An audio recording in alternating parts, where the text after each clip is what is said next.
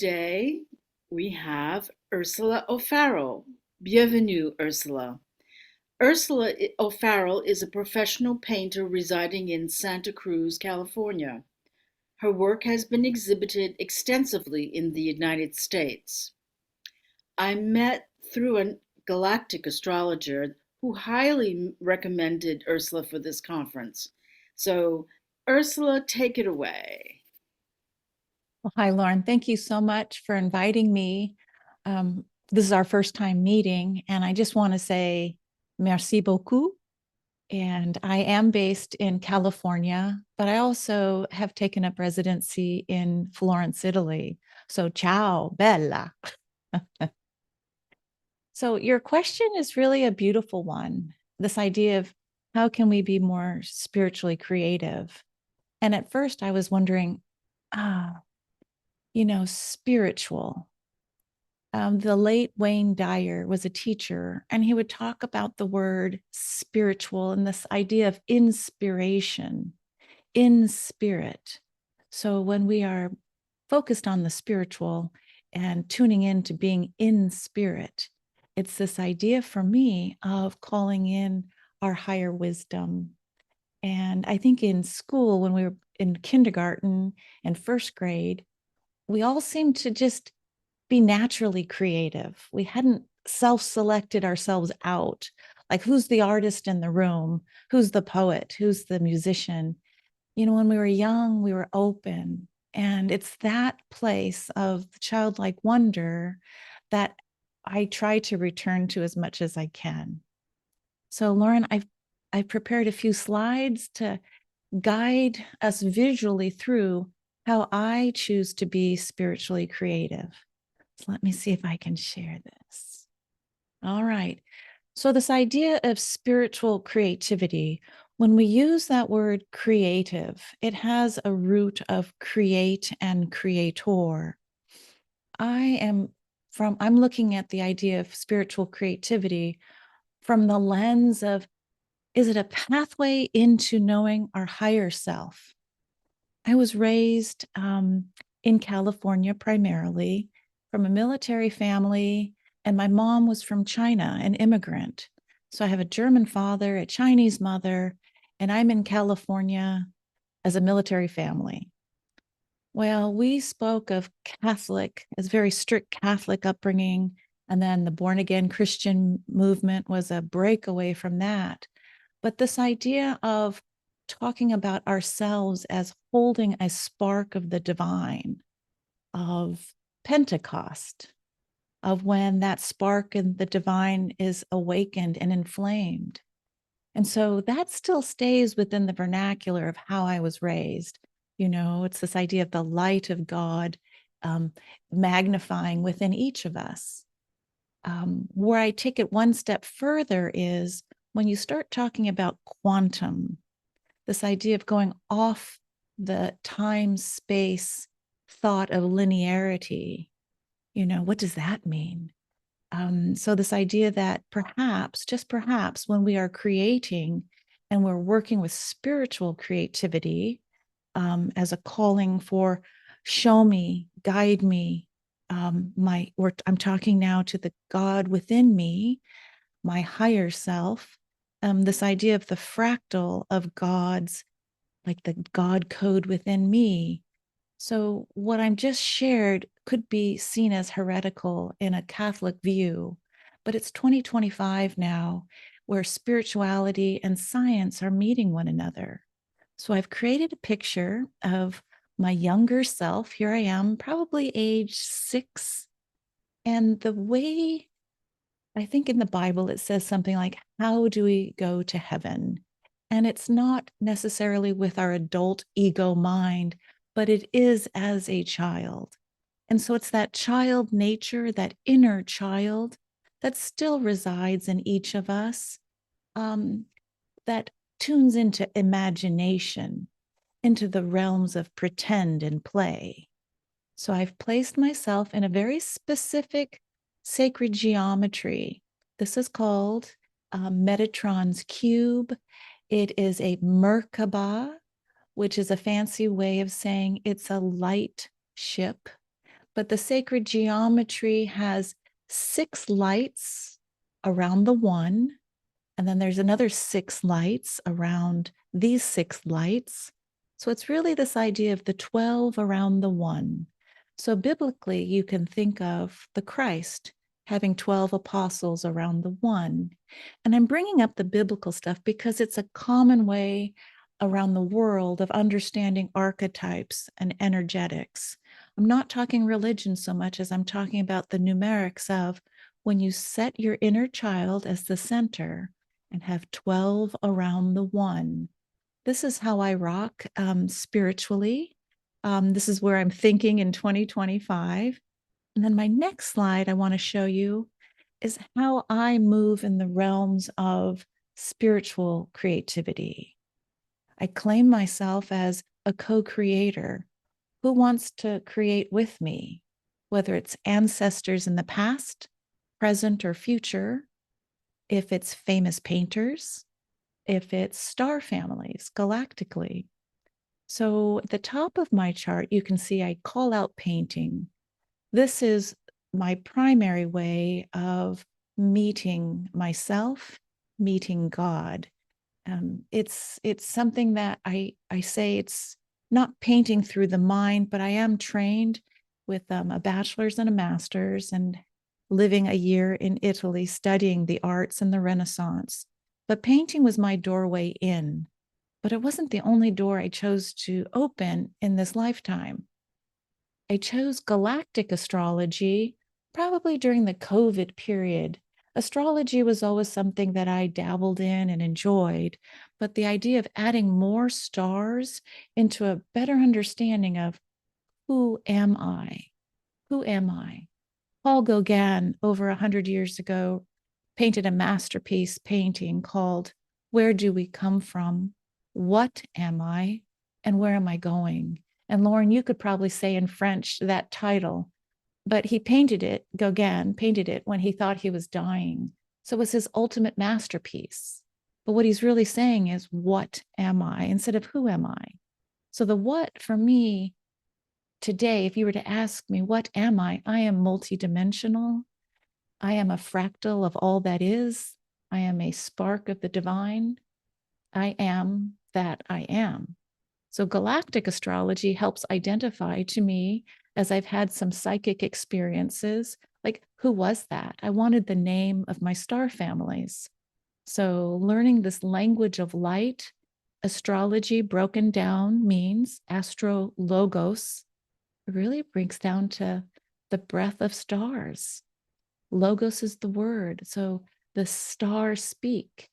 And then adding more stars instead of just the one star called soul in our solar system. So we bring in other lights and we look at that moment of birth and that quintessential cosmic portrait.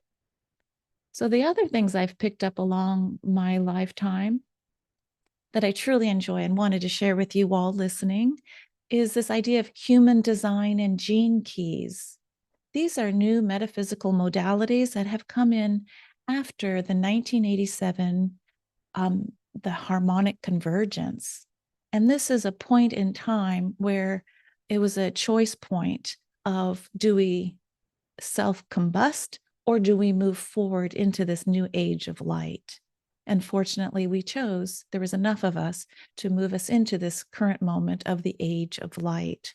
So human design shows me how I run energy. Gene keys helps me understand at a genetic and even deeper level, why am I here? Then I've also picked up the beautiful visual symbols of Sabian symbols, something channeled in, and tarot, this idea of working with imagery and what message is being shared with me in this now moment from my heart's desire to know. Show me the pictures, help me navigate visually. Channeling next is something that, again, I think when we were little, I thought I could talk to the birds and I knew they were listening and I could actually understand them. It's again going to that childlike wonder of, I don't need to know if it's a gray alien coming to abduct me. If it's all in the name of love, there is no room for fear. It is all me showing up in various forms, that I am the antagonist and I am the protagonist. But in this idea of unity consciousness, and we are all one, that the thing that I fear the most is really just a version of myself. So I hold that in the highest light. Studying galactic astrology helps me understand the other stories of the stars and how our human experience is just one other version of us all trying to expand our supergalactic consciousness and expand our awareness. It's always about expansion. And then I think I'll just call in sacred geometry again. This was a little bit harder for me to pick up because I thought, well, it's so simple. It's, like what's the big deal? I used to do spirogyra as a kid and, it was fun, but it didn't really resonate until I started drawing it and had an experience with it and was divinely guided to creating some specific paintings in 2015. I have a few to share with you. So here we go, Lauren. There's a series of paintings that I created with this specific shape. And the reason the shape is what it is I'm in a class with one of my teachers and I got a poke from the back of my heart chakra. And I was like, who is that? And I turned around and I saw this outward shape. It was just the lines, but something told me to focus and tune in. And as I was focusing and tuning in, I found synchronistically on the cover of a gentleman named Freddie Silva, who has books on crop circles. He wrote a book called Divine Temple Blueprints. And in it, this shape beckons the idea of what was happening in the Osirian temple in Abydos, Egypt. This is how I think the creative and spiritual, when we raise our vibration and allow for what was that about, and follow those hints like with childlike wonder.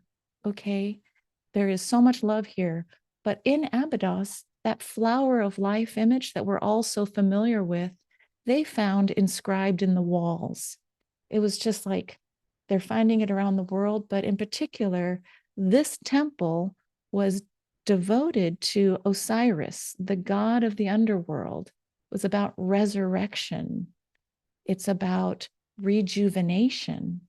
So my heart's desire in painting so many of these very large, small and mid-sized painting was this idea that these are now not paintings alone, but healing transmitters, that the viewer has the potential, if you focus in on the center of that angelic form, you'll see the flower of life. You'll see I've added some floral ring to call in the divine feminine with the divine masculine. But this idea of, do you remember, for any of those listening, of your ancient Egyptian times, this idea of we're not here forever, so resurrection, reincarnation, rebirth, or rejuvenation of our current vehicle, this body. So yeah, there's a lot of magic around the Osirian temple. And so I have another one to show you. Here it is. It took on sizes of like 5 feet by 4 feet or 3 feet by 7 feet. I allowed whatever felt like wanted to come through, but it's always this outwardly 6-sided shape, but in its core essence, it's 2 pentagons abutted. Here I'm showing you a picture of Hildegard von Bingen. And the reason I'm bringing her up, because she came from the high Middle Ages. Let's say she was born in 1098, and here we are, 2025. She was so advanced and ahead of her time, but she could actually bring forward gifts of music, gifts of visual paintings, gifts of thought that were far from the future. For me, she's someone who could tap into quantum and bring to her time gifts from the future that would help guide the collective. Another person I wanted to share with you is a woman named Hilma af Klint. The Guggenheim Museum has given her a one-person show. She was born in 1862, 100 years exactly before I was born.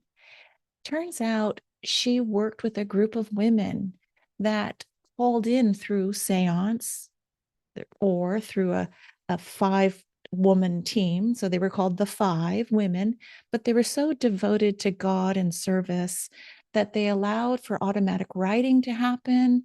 Visuals would come through. So they held space, sacred space for one another as the 5. But it turns out art history is being rewritten. Hilma's work is now looking like it predated who we thought were the fathers of modern abstraction in contemporary art. In fact, Hilma's work predates Kandinsky, Mondrian, Malevich as the quote unquote first abstract artist in the Western world. She was just living in a time where women were not supposed to be painters. It wasn't acceptable in that society. So she said to her nephew, do not show my work after I'm dead for another 20 years. Well, her work didn't come out into the public until 40 years after her death. And when it came out, it was like, oh my goodness, it looks as fresh as art being created today. So again, this idea of can we tap into and work with our higher selves and co-create for the benefit of the collective? So this is my painting, the larger image. I'm bringing again in a 64-point unity star grid.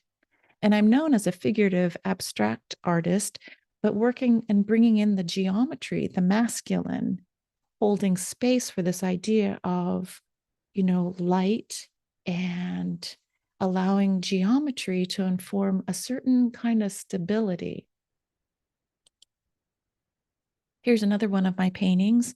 And this time I'm just sharing with you, if you want to talk about spiritual creativity, I tuned into channelers. I looked at and felt into and was drawn to people like the channel of Cryon through Lee Carroll and Lisa Royal Holt, who channels her future Pleiadian self named Sasha.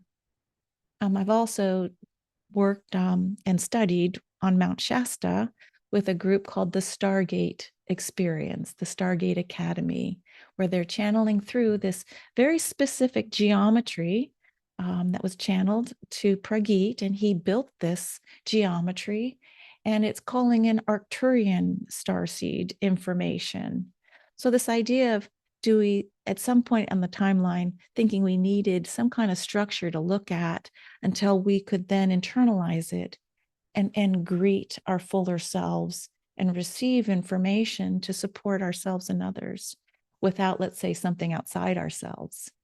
But here's a picture of Richard Rudd, who brought forward, it came through him like the spiritual download, the gene keys.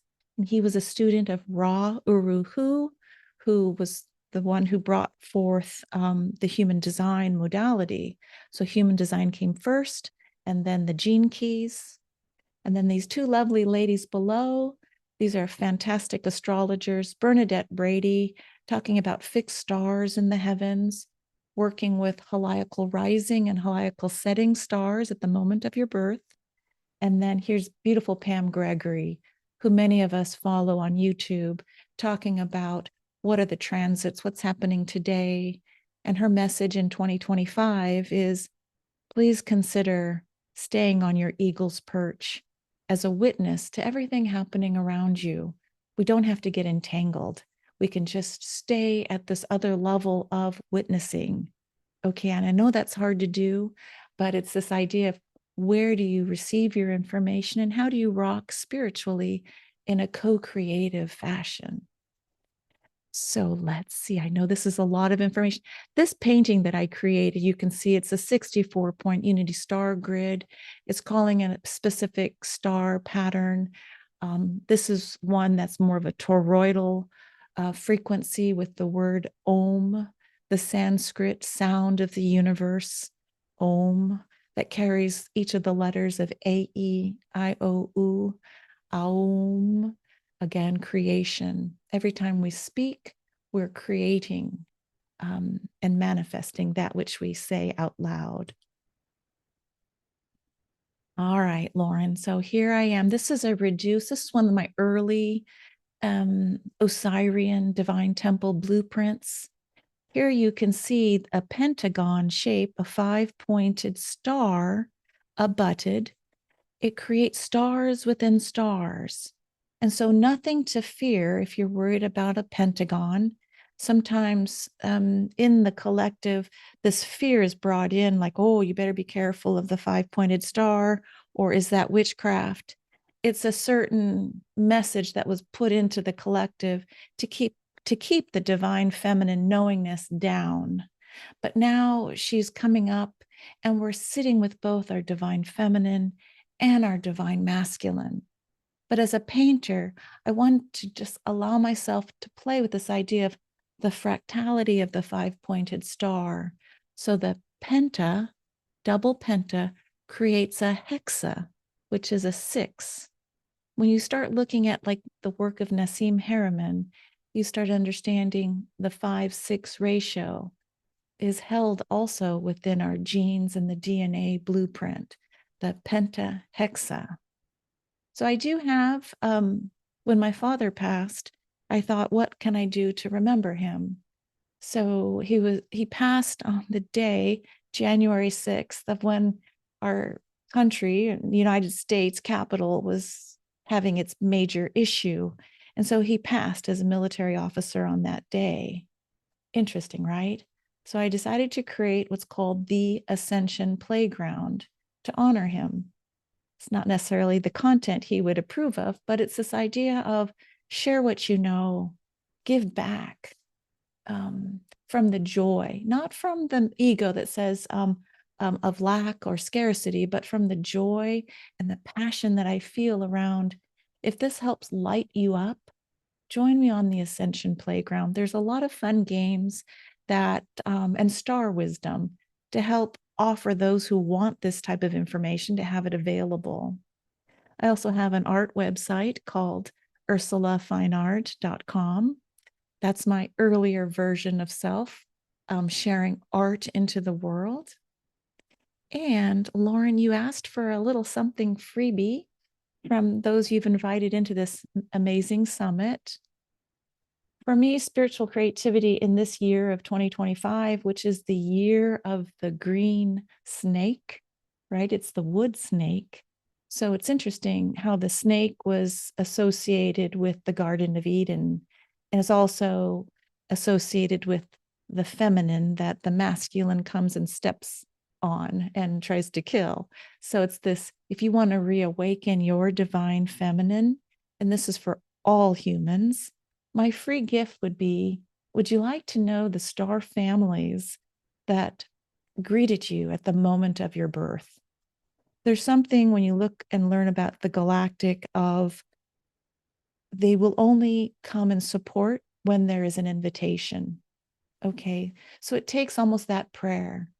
I want to get to know you more, or tell me more about who was there to help me from what I called earlier a heliacal rising and a heliacal setting star. There were 2 stars, one from your ancestors and one from the heavens.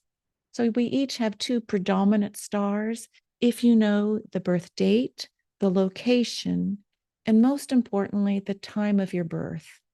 Okay, so for the first 22 or more who send me their birth information to my email, which is listed on the screen, or go to the Ascension Playground. If you're hesitant, what is this about?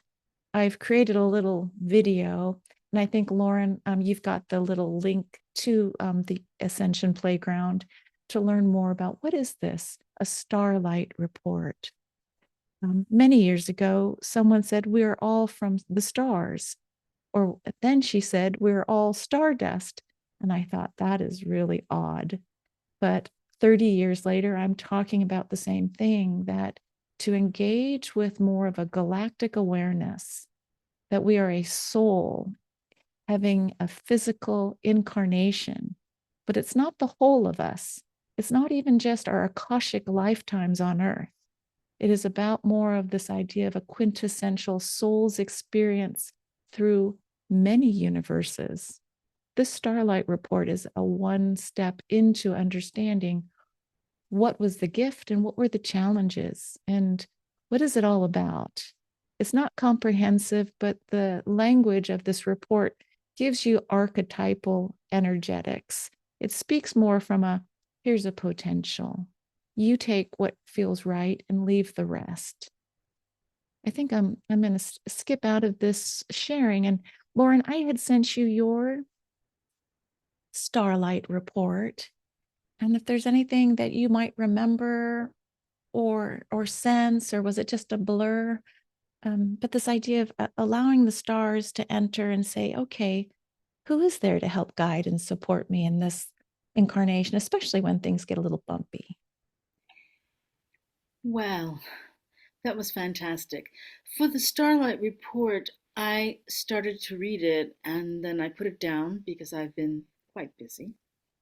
And I know where it is. That's already a lot.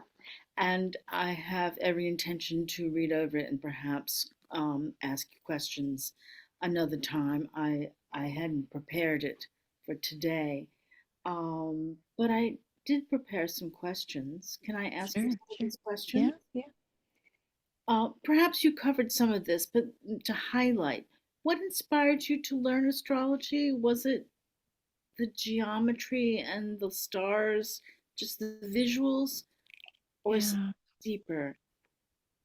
It's very practical for me. I think I always associated it with something questionable, like really astrology. You're going to read your horoscope. And a lot of times the public would just reduce it down to what's your sun sign. And I knew that that was almost like typecasting. And I kind of like, oh, I don't want to be typecast. And so when I was having issues with my children, I have four beautiful children and two stepchildren. So it was from my heart wondering, gosh, what's going on? And my daughter was 12 and she was having some very depressed states, as that age often does, middle school. And so it was recommended, why don't you get an astrology reading for your daughter? And so I sat side by side with her and listened. And I thought, oh my goodness, if it really is a way to understand what was the soul's agreement and what did they come in with? So she has what's called a cluster of planets. It's called a stellium. And it's like, oh, she's here to really learn about who she is. And she doesn't have a balanced view. So when I'm trying to ask her, like, when you think about the other person or your actions affecting other people, it really showed me and underscored, like, oh, she's still working on herself. And I could see some past life things. So I was really intrigued. But for my Catholic upbringing and Christian background, that was a big no. But I thought, okay, let's just play this game, right? Of if it works or not. And sorry to put you on the spot about the Starlight Report, but it's like the invitation. So when you're ready, it's there and no judgment. It's like if you want to know about your children or the grandchild, but the time of the birth is critical because every 4 minutes or less, the aspects change. But I love your question because there is geometry that's very specific to the astrology. And that gets me really excited for some reason. Wow. Yeah, very practical. Oh, And so then I yes, had to it is. do my husband's chart Of and my other course. kids. Everybody, everybody you know. I mean, I was intrigued by astrology when I was very young. My sister had a book, and I read through it, and I liked the idea of classifying the personality types and then the interactions. But from there, I started doing more reading as I got older, and I was also brought up very strict Catholic, and I had a lot of questions. And I said, it can't be that the Creator created such a beautiful sky full of all these wonderful heavenly bodies and they don't have an effect on us and that they're not sacred and are not beautiful. and they don't inspire us. That there must be a better view of things, literally and figuratively. Um, so, does it tie in astrology with being spiritually creative? Why is it important? I think I'm going to refer back to Pam Gregory, astrologer on YouTube, Pam Gregory. Um, she was interviewing a channeler named Zach, and this idea that the geometry of your astrology, this is the moment of your birth, can come down into your heart chakra and it radiates out light. And that is how energetically we can identify, oh, that's Lauren in 3D. But then you start talking about string theory and multidimensional and all is happening all at once, in quantum. But it's this idea of really understanding, oh, that's me in that human experience. But I would just like to say too that it's ancient. Astrology goes way back. And so I have ancestral DNA from China.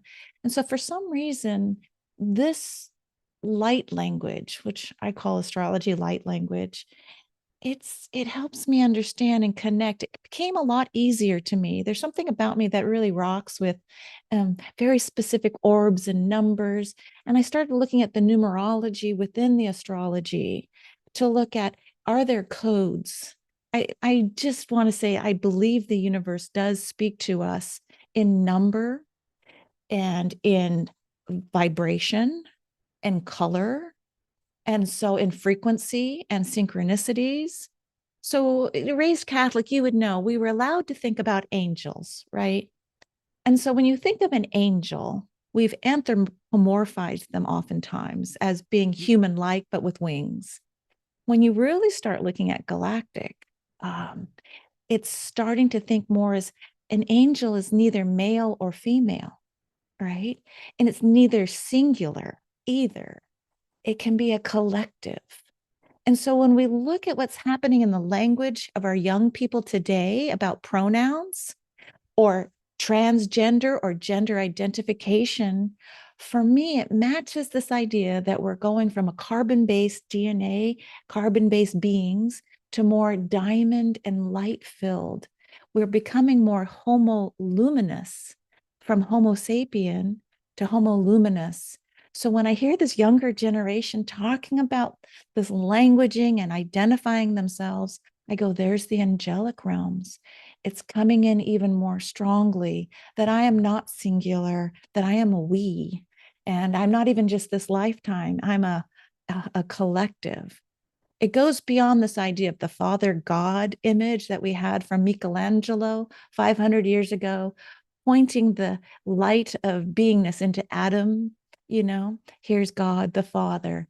Now we're looking at it as God within me. The return of Christ is awakening within me that light. So, how do we be more spiritually creative? It's opening up the box and the limitations of what we label and our belief systems, recognizing that they're all stories that someone else gave us. And are we ready to bring in, let's say, or try out new stories? All right. But they have to align with you, and you'll know it's in alignment because it'll feel good, it'll feel right.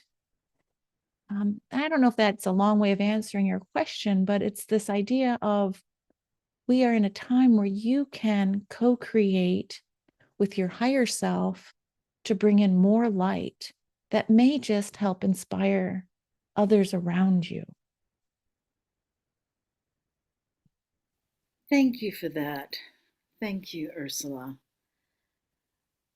It doesn't matter how long the answer is. It was beautifully said and very pertinent. There is a practical side to astrology, not only a visual side or an energetic side, but I think there's a very practical side that you can apply it and understand yourself to begin with. And that's why I started deeply researching into astrology when I was in my 30s. Um, so, how do you see yourself in the sense that you are both an artist, a painter, and an astrologer, and you bridge it so beautifully with the geometry, the sacred geometry. So you have the visual and you have the stars. But for evolutionary growth, what do you have to say about what path you're on and what you're working towards? Thanks, Lauren. For a long time, and I had to sit well with myself, I was more nervous about what other people thought of me than who I knew myself to be. In fact, who I knew myself to be was always a big question mark because it just always felt limiting. Like I'm more than that. I'm not just a mom. I'm not just a painter. There is this sense that there's more, but how did I sit with myself? So I used to say, okay, I paint with this hand and I do astrology on this hand, but what's connecting me is my heart and my passion and my commitment. And so for me, I think the umbrella for me is this idea of I am a channeler of cosmic portraiture, that the energetics, whether it's joyful and showing an astrology reading, working with the galactic, I'm really creating a portrait for somebody using words, using pictures, using invitation to get to know stars. When I'm painting, it's an invitation to feel and have an experience with something that may relate to history, this idea of resurrection or rebirth, or how do you, I was painting mostly about the emotional pathos of what it felt like to be human. So I wasn't a Sunday painter just painting the happy things. In fact, one art mentor said, do you ever want to paint something that's joyful? Because for me, it was always about Sturm und Drang and, oh boy, the intensity of life. And I was really touched when I was in Germany. I think I was 19 and seeing like in the center of the plots, in the center of the town, there were these water fountains. And there was one that had like the whole circle of life. And in the end, it was like we all end up the same, right? So it's like this whole dance of life has always been inside me. And so it's like, well, okay, but how it manifests, I'm a lot more gentle with myself. I really allow spirit to guide me to the correct, I don't know, whether it's working with you and having fun talking about these things or sharing YouTubes on my channel, the Ascension Playground. And in fact, it's a misnomer. It's really an Incension Playground. It's not about ascending out and up, but it's toroidal of going in. So it's even playing with those kinds of things. But I do want to say if there was something that anyone listening, I would say here are the three things I would give to especially a young person listening. One is that you matter, that you have incarnated into matter and you do matter, whatever you choose. It took me 62 years of sitting well within myself. I think with the frequency and the energetics, many of you are being born now who already know who you are. It's just a matter of allowing yourself and feeling safe enough to be fully you. So you do matter. Secondly, I would say that creativity, and if you choose to do co-creativity, co-creating that it's already done in quantum, co-creating with your favorite artists or your favorite musicians. Come be with me. Let's write this together, the song of the ages, whatever you feel passionate about. That creativity is what ignites us. It's really what calls in our God self, the creator. And I'm saying that in all humility, as far as not the ego, but the recognition that when you choose to create, instead of saying, oh, I'm not an artist, I'm glad you guys do, but I don't, you can create and co-create with the meals, with how you dress, with how your environment, with how you choose to speak. So creativity matters. You matter. And then the third thing would be to really understand as we navigate these rough times that it is moving from the mind into the heart chakra and choosing love as the highest level frequency. Because where there is love, there cannot be room for fear. I learned that in Kundalini yoga. It's like when there's so much love, you're raising your frequency and you're matching and being able to call in the higher angels and your spirit guides. If you're down here worrying, oh, is that an entity? Is it going to hurt me? You know, that could be true if you're in the fear state. But when you go to that level, it releases all the dis-ease and it releases you. So know that you matter. Choose co-creativity if that feels correct, or even creativity, and work with the love and the heart chakra in a real sense. And if you can't get to loving yourself, right, you start with yourself and self-resourcing and self-care, then just take that pause moment of just being still. And that's so hard in our society to just be still. But if you can do that, those would be the three things that I would recommend for anyone listening, or even just reminding myself. So, being still, is this part of your process? It's a meditative process. Yeah, it's kind of one of those funny things. How I'm still as I go for a walk and I just say, okay, this is my time that I'm giving to my higher self or to God or to source. Let's walk, you know? So it is a stillness that is in motion. It's so hard for me to just sit and meditate. So that's how I am still. But I say, okay, here's the walk time. I'm devoting it and I'm listening and I'm opening up to receiving instead of the outward prayer, help me with this, do this. It's not outward, it's an inward. And when you look at the galactic stars, there's a beautiful star in Lyra constellation called Vega, and it is connected to the Tibetans who really talked about going within for all your answers. And you can only hear the answers if you still yourself enough to feel and listen. Absolutely beautiful. Thank you, Ursula. That was an amazing answer to a simple question. Um, yes, I've been reading The Prism of Lyra, and I had it for about 3 years before I actually read it. And I'm still in the process of, because I have to take it in, slow down, and think about it, and feel it, and go in with it. It's really the process now that you have brought that to mind. And very helpful and very hopeful material to read. So I have, I think, gone through all the questions I have for you. Well, I do have a comment if you don't mind. Okay, go ahead. Well, just knowing that you love music and that you're musically creative and inclined, you know, when you look at the constellation of Lyra, it is the shape of a harp, right? And so in the book, The Prism of Lyra by Lisa, Lyssa, Royal Holt, I mean, her energy just feels good. So I always go like, oh, she's cool. And I move towards that.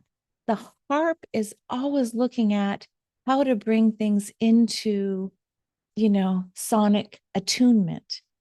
So it'd be interesting, Lauren, to look at your galactic astrology and see what stars might be shining in your birth moment to help bring you into attunement. And Lyra, as Lisa shares in her book, was the place that our whole galactic, this whole Milky Way galaxy, the galactic began in Lyra and then had a masculine component and a feminine component. But for you as a musician to embrace the Lyran heritage and say, come sit with me, I'm writing. And it just allows for this more than what our minds, we were kind of opening the box a little. And don't be surprised if they come in and you'll Oh, feel it. they've come in dreams. Um, There you go. but into the daily consciousness, perhaps not so much. But I have been very drawn to that constellation because it's musical association. And that's probably why I got the book, not knowing anything about what the author had been writing and talking about. She also has a YouTube channel, doesn't she? And looking into this and knowing that we are a part of a long, long heritage of duality and learning to integrate the two sides of dark and light, masculine, feminine, however you put it. But the integration is the answer and not the separation. So the integration and this gives me hope that we will manage to do this, that we will step forward and we will learn and we will evolve. So I think that we're good for today, but I'm Yeah. going to leave us open invitation to you, and we will have to talk again in the near future. And we'll have to record that too, and maybe do phase two of spiritual creativity. We'll see what morphs, what happens. But I have found your answers to be very extensive and full of beautiful, not only words, but meanings. And I really appreciate your work, Ursula. Thank you so much. Thank you, Lauren. We'll see you next time at the next summit. Yes, maybe so. Yes. Okay.